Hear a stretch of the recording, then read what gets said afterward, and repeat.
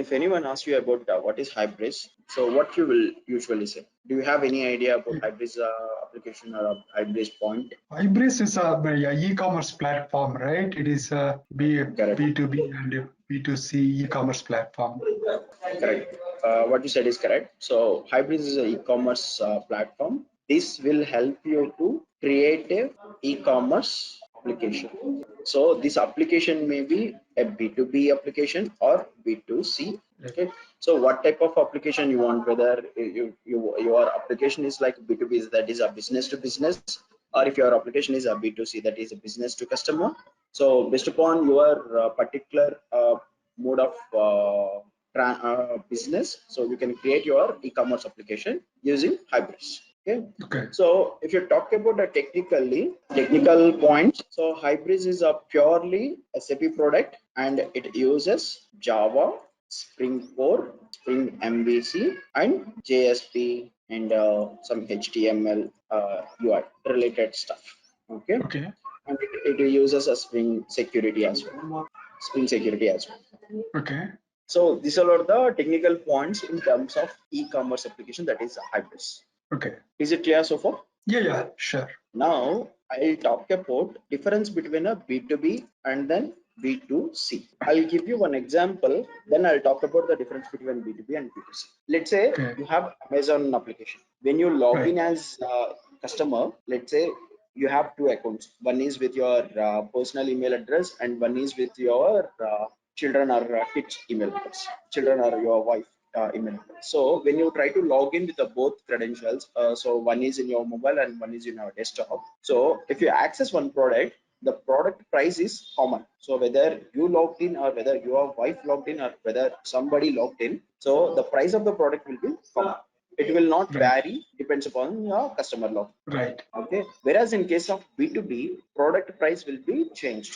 So one example is, Coca-Cola, Pepsi, or else you take the MRF. MRF is a tires manufacturing company. Okay. Right. So MRF will provide their tires their services to a couple of cars company. Let's say Ford, or let's say Hyundai, or let's say some other company. So whoever the cars company, so they will have a contract with the MRF. So they'll order the products in terms of bulk. Right. So now my portal is MRF portal. Okay. I do provide access to the Hyundai and then I do provide access to the Ford. Hyundai logging to the B2B this MRF site, they may see certain price. They may see a product and the price of the product is $10. Whereas when Ford log in and if they access the same product, they may see the product price is $9. Okay. So why this difference? Only the reason, this is called the contract price. So this contract price will be purely a business customer, whoever logs in, and this is a purely between a MRF and the business customer. So Ford will never know that. So Hyundai is getting the product for $10, and Hyundai will never know that Ford will get a product price for $9. $9, right? Okay. So in a generic way, we called it as contract price. Whereas in B2C, it is a selling price. Okay. Or we call it as a base price. Okay. Here the contract price will be purely depends upon the B2B customer. Okay. Whoever logs in. Whereas in the selling price or base price will be common with any whatever it may be the customer, whether the customer is a privileged customer or general customer or whoever it may be the customer. So whether the customer might have ordered 10,000 orders or he might have ordered one order, so it does not matter. So the price will be base price. So it will be a common. Right. It will not vary from customer to customer. Whereas in the B2B, price will be vary based upon the business customer. So if it is a Hyundai, price will be $10. If it is a Ford, the price will be $9. Okay. So this is in terms of price. Is it clear? Yes. One question. Do we Hybris? Can we set up the sales contract in Hybris? Yes, we do have. Okay. I'll show you how we can do that stuff. So when we are talking about the price information, so I'll show you how this price will be vary from customers to customer. Okay. The next question is network. Amazon. So even without logging, so you can place an order as a guest customer. Right. Do you agree that? Yes, correct. Okay, so without logging to the Amazon site, you are able to search their products. So you can access their site, and then you can access whatever the products you wanted to search, and you can buy the product as a guest customer without logging to the site. Whereas in B2B, you must have the credentials. If you don't have the credentials, you are not able to purchase any products from them, because it is a B2B. So in the B2B, so the particular business, whoever handles the business, in our case MRF, so MRF has to provide a credentials to the respective business users. Let's say Hyundai and Ford, so they have to provide a credentials to them, and they have to ask them to log into their system, and then do a business with them. Okay, so this is the called as networking. So in this network, this is a closed network, whereas it is a open network. So you don't need to have any credentials in terms of B2B, B2C. So you can log in as a guest customer, and then you can do a checkout, and then you can place an order. Just providing your email address and your mobile number, that's enough to get your product delivered to your respective address. Right. Whereas in case of B2B, so it is a closed network, and it will not allow you to log in as a guest customer. Okay, so that is a difference. So if you ask me the example for this B2B, you might have heard of Amway. Have you heard of Amway? Yeah. That is okay. Yeah, Amway is a B2B business. Like, so they have the Amway business, and whoever joins there, they call it as a business users, and Amway will provide a login credentials to the business customer. So directly you cannot purchase a product from Amway. You should have the distributor ID. So if you have the right distributor ID, then only you can purchase a product. Or being a customer, if you wanted to purchase a product, so what you have to do is you have to reach out to the respective distributors and then get the products from them. Okay.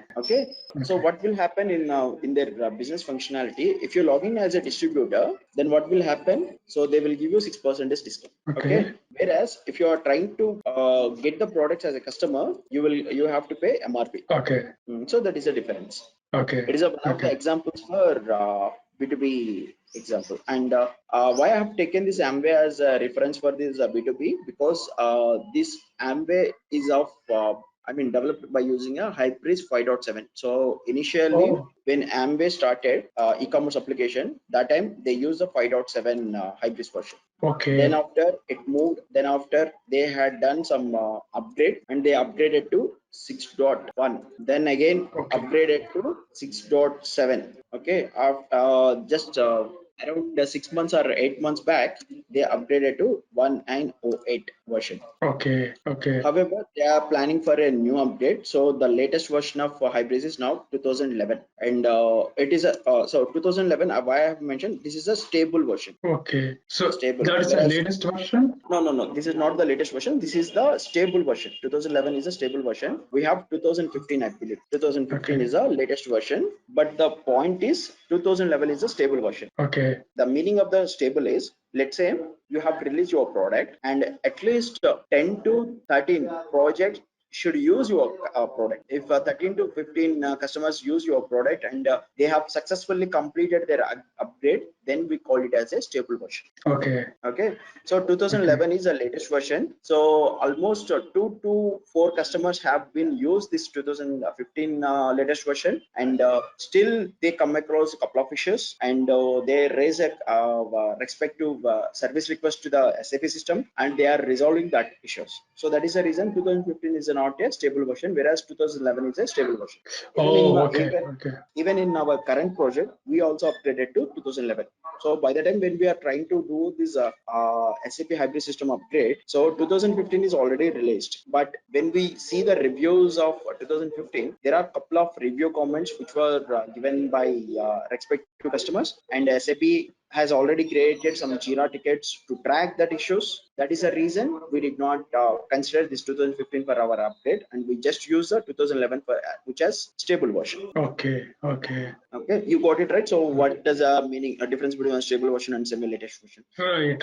So 2011 means they released it on 2011 means?